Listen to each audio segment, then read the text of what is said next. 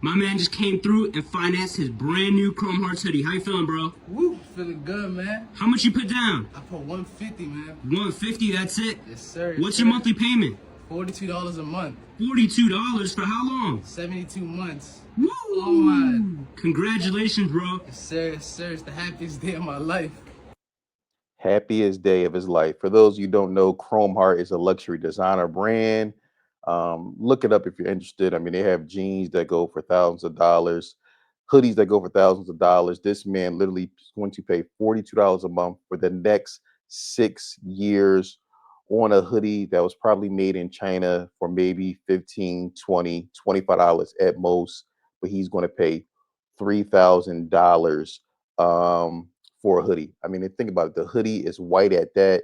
So, I mean, literally after about 2 or 3 wears, it's literally going to look dingy and dusty.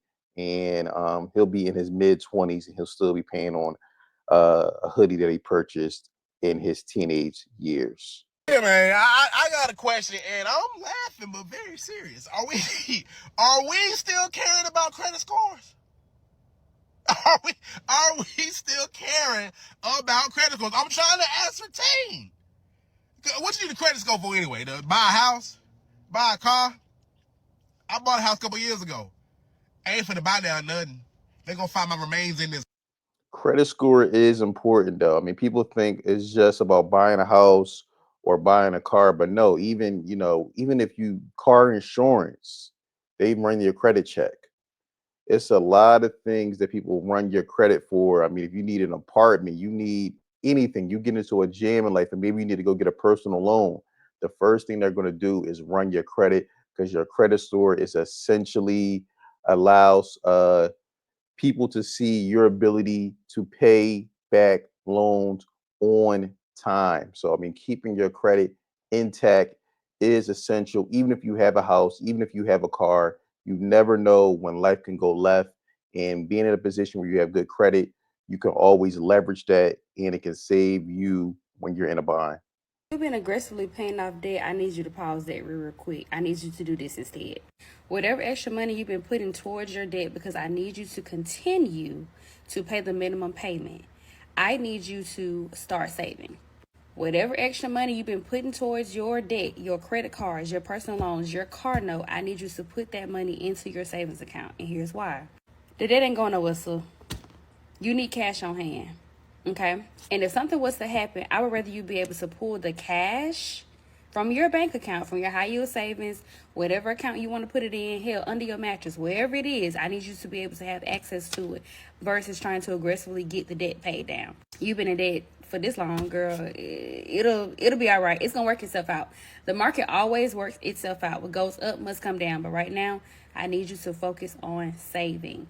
Saving. If you was thinking about getting a new car, I need you to hold out. If you was thinking about buying a house, I need you to hold out. If you are thinking about increasing your expenses in any type of way, I need you to not do that. Okay? Put that money up. You've been living without it this long. You can go a little piece longer. It'll be all right. All right. She is spot on. I mean, before getting aggressive with debt payments, you definitely want to make sure you at least have 2 to 3 months of living expenses saved up, and then you want to attack the debt aggressively. That's what I would say. At least have 2 to 3 months. I know some people say 6 months, 12 months, but if you have 2 to 3 months with a pretty stable job, then I would start attacking that debt aggressively.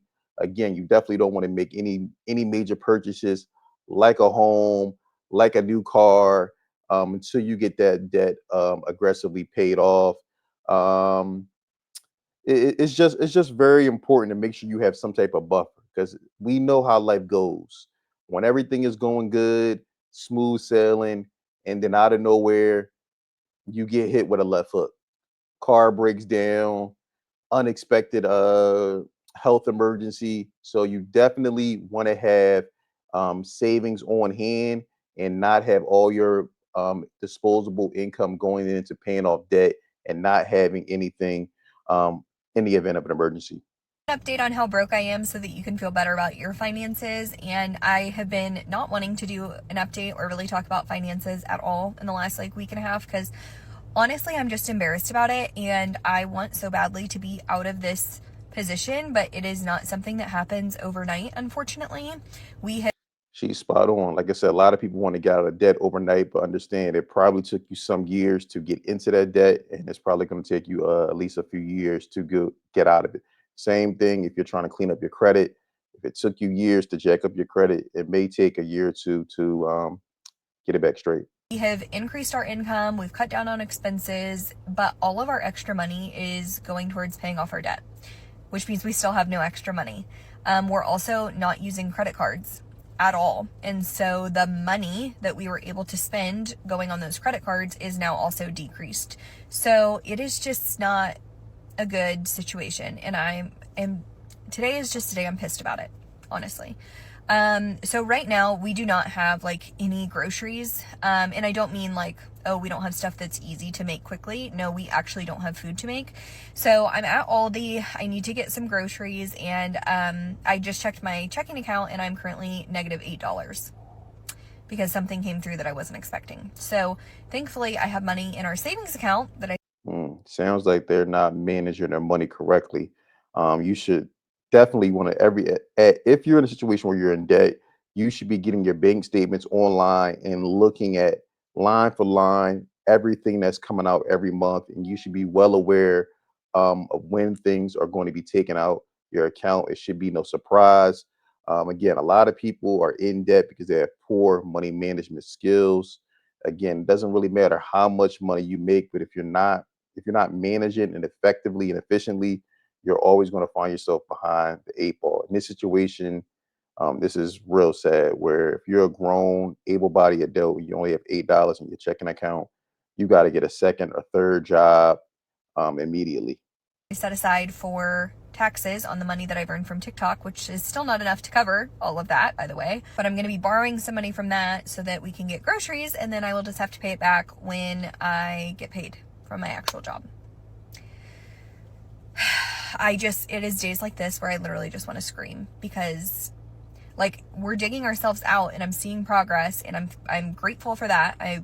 There's at least light at the end of this very, very, very, very, very, very long tunnel, but I'm just pissed about it. And so I just wanted to share this because I've been hesitant to even talk about it because I'm embarrassed about it. But I know that there are so many people who are in the same spot. If you look at the first video that I posted, there's a lot of us. So I don't want to seem like everything was just magically fixed, because it was not, and our situation still sucks. There is just a little bit more hope because we were able to increase our income a little bit, and I'm so grateful for that. But yeah, there's still days where it fucking sucks. So yeah, that's all I have. I hope you have a good day.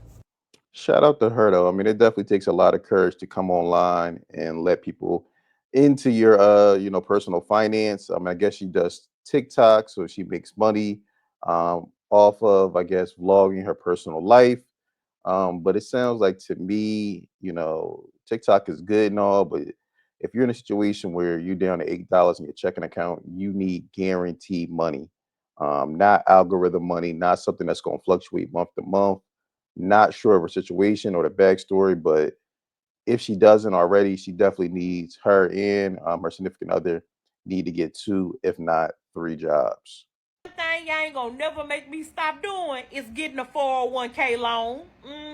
I'm gonna get it once a year, at least once a year. I'm gonna get me a 401k loan. Why, Auntie? Why you gonna get a 401k loan? That's for your retirement. Look at here. I don't know if I'm gonna need the money when I'm 65, 67, but I do know I need the money now. If you need to take money out your 401k yearly, you're doing something tragically wrong. 401k should be totally off limits. It is for your retirement. You got to delay that gratification. Taking loan from a 401k outside of something really major. And if you're having to take out money on a yearly basis for your 401k, you have to reevaluate your finances and see what's going on, that every year you're finding yourself in a negative.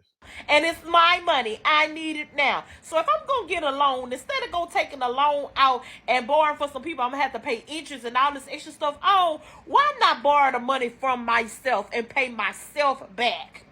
That's all I'm saying. Make it make sense. It makes a whole lot of sense to me. Forgive me. I'm gonna get me one every year. Every year I pay it back out of my check. They take $20, $30, however long they need to take it until they get that amount back. But ain't it gonna take core for a 1K loan? Yep. Again, I don't know if I'm going to see 65, 67, so I can be able to spend the money I'm saving now. But I know I need it now while I'm saving it. I'm going to give me This type of mindset, thinking that you're never going to live to 60, 65, it's how you end up in a situation when you finally do get there and you find yourself having to hustle at 65, 70 years old, working job. When we all seen various people at Walmart, Home Depot.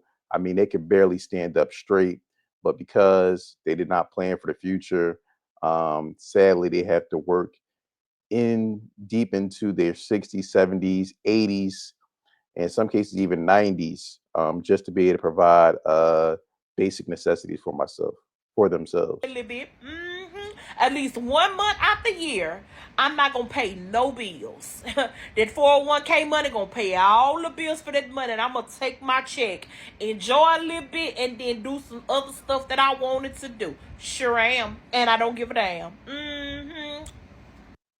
She might not give a damn now, but 15, 20 years later, she'll be singing a different tune, and she'll be one of these people saying we need all types of government programs. She'll be one of the seniors saying, hey, well, we need special housing for seniors. I'm elderly. And the great thing about TikTok is we'll be able to pull up videos like this where she was bragging about taking out loans yearly against her 401k. In the silence, finally posting again. I haven't posted in weeks, probably more than a month already. I have been so discouraged on my debt payoff journey that I just quit on myself, quit everything. I haven't gotten myself into more credit card debt, but I just haven't been doing well with sticking to my budget and eating out, things like that. Things that I said I wouldn't do, I am doing, and I just feel so disappointed in myself, and I feel like I'm not making any real progress, and it's just so discouraging to think about it. Saving money, paying off debt, money, it's all I think about every single day. My financial situation is just not the best right now, so I just feel like I am making no progress. I feel like it's not worth continuing on this journey because it's just so difficult to stay committed. I have always struggled with staying committed to something and being consistent with whatever I set my mind to do. Mm. I mean, that's going to pose a big problem in life. Not having discipline, not being to stay the task on anything um, within life is going to be very hard. It's going to be very hard for you to maintain a job. It's going to be very hard for you to save. It's going to be hard for you to do anything if you're not consistent and you're not disciplined. I mean, that's all really savings, investing, anything you want to do in life. Even if you want to go back to school, get a trade, you have to be consistent. You have to be disciplined. You have to be able to see the bigger picture. Again, if she finds herself in $30,000 in credit card debt, that didn't happen in one night. That didn't happen in a few weeks. It's probably years of poor money management, impulse spending. And now that it's time to pay this money back, probably with 20, 25, 30% interest, she's unable to do so. She's definitely either going to have to get some type of accountability partner or just buckle down and be more disciplined, or she'll never be able to pay these credit cards off. But let me know in the comments below, how do you feel about debt? Are you in debt? Are you debt free? Let me know in the comments below. I look forward to hearing from you. Don't forget to like, subscribe, and share.